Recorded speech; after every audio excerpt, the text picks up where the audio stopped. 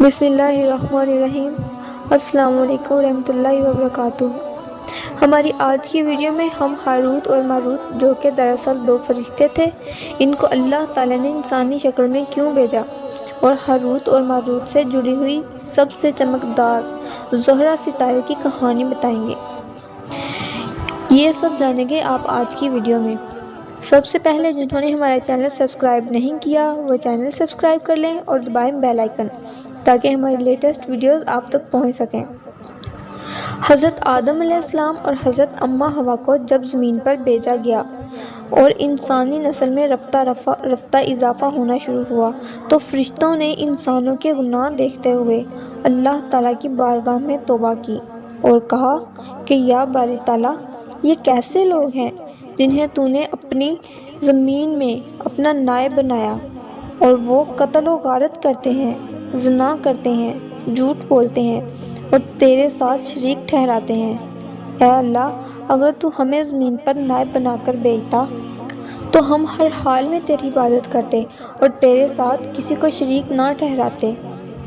اللہ تعالیٰ نے کہا، میں تم میں سے زمین پر کچھ فرشتوں کو بھیجتا ہوں، اپنے چند نمائندوں کو پیش کرو جو زمین پر جا کر جائزہ لیں۔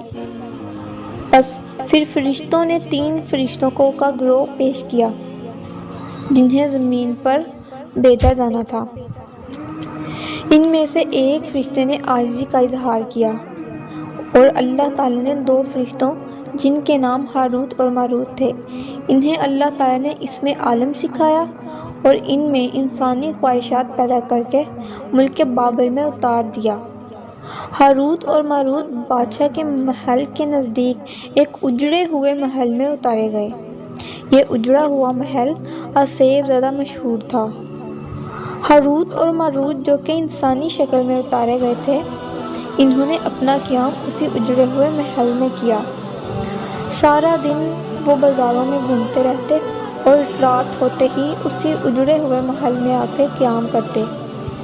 ان کو انسانی زندگی نہایت عجیب لگی کہ دن ہوتے ہی ہر کوئی باہر نکل جاتا ہے پیٹ پالنے کے لیے۔ ہاروت اور ماروت جس دور میں بابل میں اتارے گئے، اس وقت شداد خاندان کی حکومت تھی۔ اس کا بادشاہ بت پرست تھا، اس کی بے شمار بیویاں تھیں اور کسی میں سے کوئی اولاد نہیں تھی۔ اس کی صرف ایک ہی بیٹی تھی جو کہ اکثر بیمار رہتی تھی۔ ایک دن شہزادی محل میں سوئی ہوئی تھی، حسب معمول کنیزیں اٹھانے کے لیے آئی۔ انہوں نے دروازہ بجایا لیکن کوئی آواز نہ آئی۔ بادشاہ کو بتایا گیا۔ بادشاہ نے اپنے وزراء کی مدد سے دروازہ توڑنے کا حکم دے دیا۔ جب دروازہ توڑا گیا تو بادشاہ کے ہمراہ بہت سے لوگ کمرے میں داخل ہوئے۔ جب بستر دیکھا تو شہزادی بطروکا کی آنکھیں کھلی تھیں اور دل کی دھڑکنیں چل رہی تھی۔ جسم گرم تھا، مردہ کی طرح سخت نہیں ہوا تھا۔ بادشاہ یہ صورتحال دیکھ کے رونے لگ گیا۔ خیر، شہر میں یہ بات پھیل گئی۔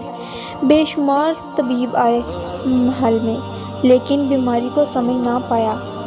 تمام طبیبوں کا خیال تھا کہ شہزادی مردہ نہیں ہے، زندہ ہے۔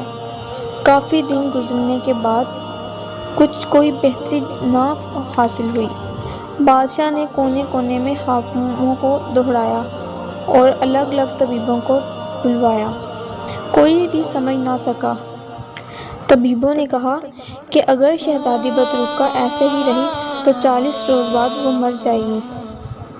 جب ہاروت اور ماروت تک یہ بات پہنچی تو انہوں نے فیصلہ کیا کہ ہم محل میں جا کے شہزادی بطروکا کا علاج کریں گے، اس طرح بادشاہ کا اعتماد بھی حاصل کر لیں گے۔ ہاروت اور ماروت نے یہ منصوبہ بنایا کہ اول تو وہ 2-3 دن علاج کریں گے، پھر اس میں عالم پھونک کے اس شہزادی کو صحیح کر دیں گے۔ دونوں نے اپنا حلیہ طبیبوں جیسا بنا لیا اور ہرن کے سنگوں والی مالا بھی گلے میں ڈال لی اور طبیبوں کی طرح ایک تھیلا بھی پکڑ لیا۔ انہوں نے اپنا تعارف ملک یونان کے حکماں کے نام سے کروایا جو کہ اعلان سن کے آئے تھے۔ ہاروت اور ماروت کمرے میں داخل ہوئے اور معائنہ کیا۔ انہوں نے محل کے سب سے تاریخی کمرے کا انتخاب کیا جس میں شہزادی بطروکہ کا علاج کیا جانا تھا۔ ہاروت اور ماروت نے عود و عنبر کی دھونی دے کر کمرے کو خوشگوار بنایا۔ جب کمرہ علاج کے لیے تیار ہو گیا تو دونوں نے عملے حاضرات کے کلمات شروع کر دیے۔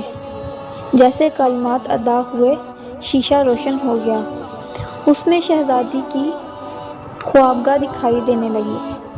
دیکھتے ہیں کہ اس کے کمرے سے دور تک بہت گھنا جنگل نظر آ رہا ہے جس میں ایک درخت پر سیاہ رنگ کا ناگ پھن پھیلائے بیٹھا ہے۔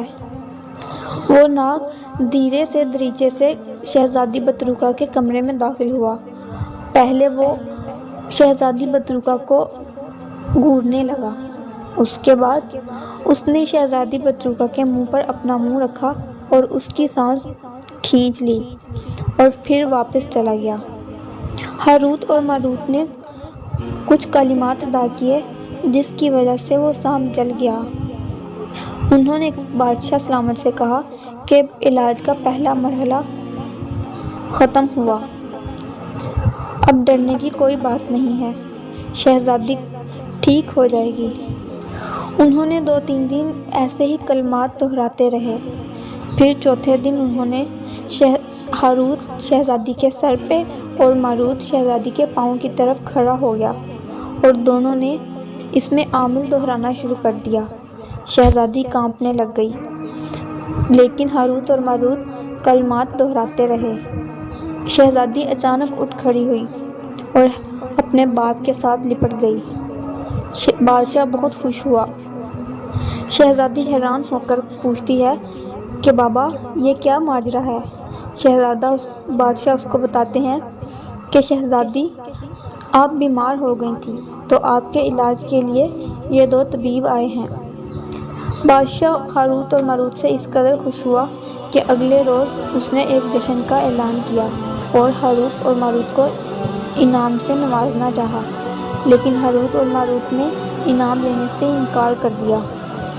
اگلے روز جشن تھا، ہاروت اور ماروت بھی اس جشن میں شامل ہوئے۔ اس جشن میں ایک رقاصہ زہرا بھی موجود تھی۔ اس نے اپنا رقص شروع کیا۔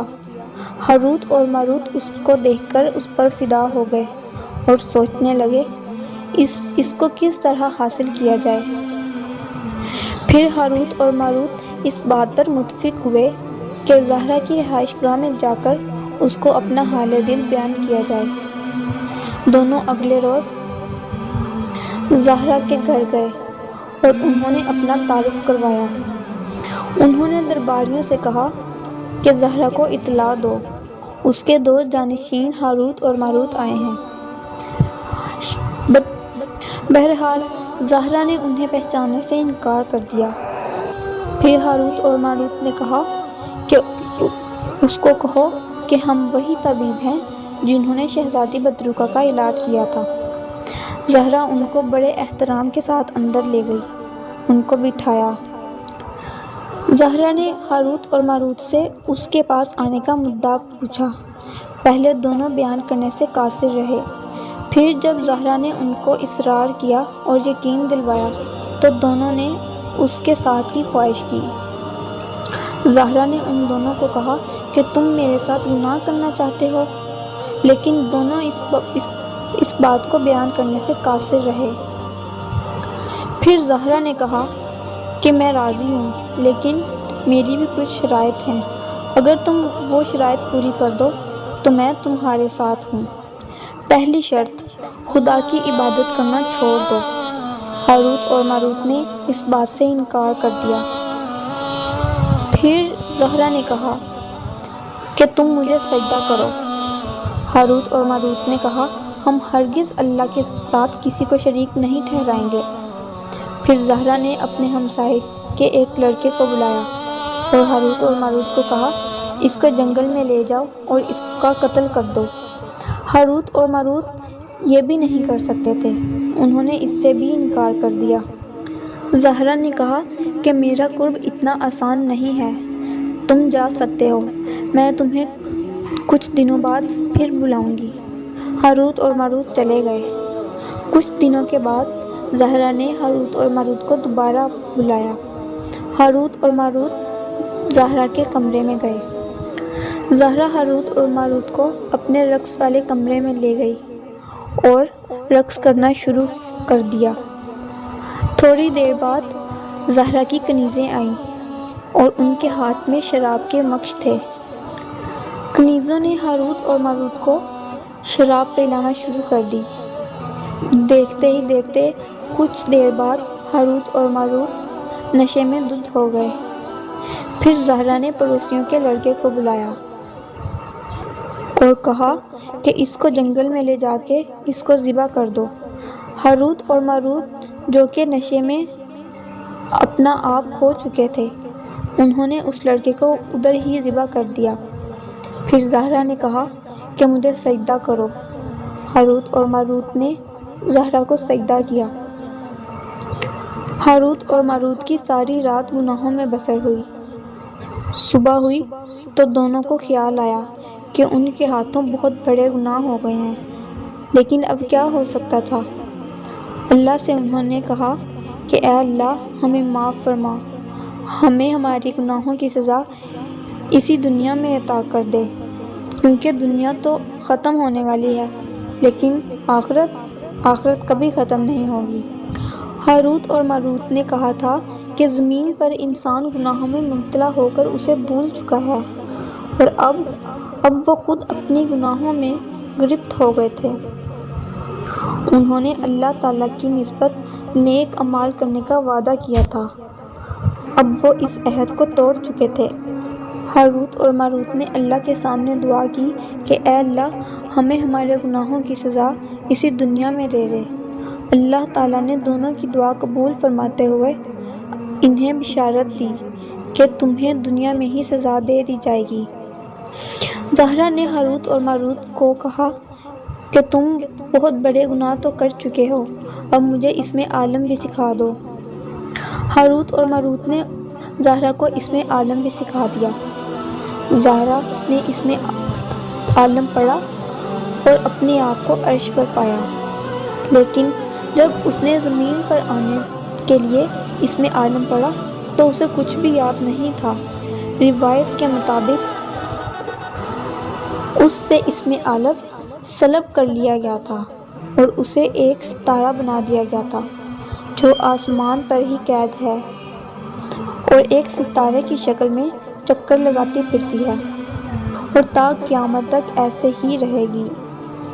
زہرا کی کنیزوں نے لڑکے کے قتل کا کوتوالوں کو بتا دیا اور ہاروت اور ماروت کا نام بھی بتا دیا۔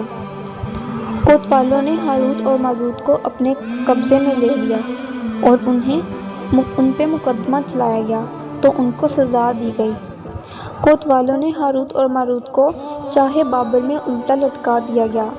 جب دونوں کو الٹا لٹکا دیا گیا تو غیب سے آواز آئی، تم دونوں تا قیامت ایسے ہی لٹکے رہو گے۔ اور پھر کنویں میں ان کے سروں کے نیچے ایک زوردار آگ روشن ہو گئی، جس کا دھواں ان کے منہ سے گزرتا ہوا ان کے مکب سے نکلتا تھا۔